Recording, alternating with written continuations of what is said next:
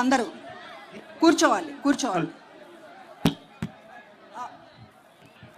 నమస్తే జగనన్న, అందరికీ పెద్దలకి, మా అమ్మ శ్రీదేవమ్మకి, జగనన్నకి ధన్యవాదాలు. ఇంతవరకు మీరు లేకుంటే నేను లేనన్నా.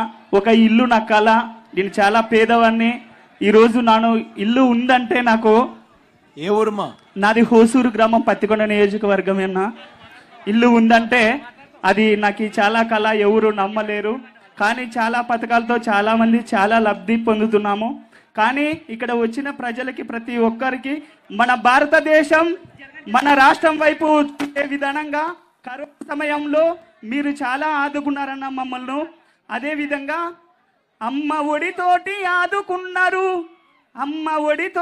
ఆదుకున్నారు, పిల్లల చదువులు మీవి అన్నారు, విద్యా దీవెన పథకముతోటి చదువుల తల్లివి అయినావన్నా, విద్యా దీవెన పథకంతోటి చదువుల తల్లివి అయినావన్నా, మా పేద పిల్లలకు అండగా నిలిచితిరా మా జగనన్న, పేద పిల్లలకు అండగా నిలిచితిరా మా జగనన్న, చీకటి బతుకులో వెలుగులు నింపితిరా మా Jagananna.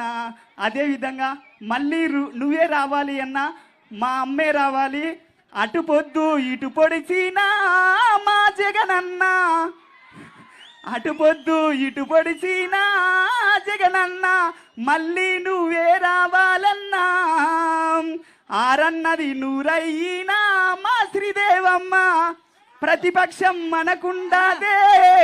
Thank you so much జగనన్న. అదేవిధంగా మా అమ్మ కంగాటి శ్రీదేవమ్మ గారికి. హలో, పేరేం పేరు? మన పేరు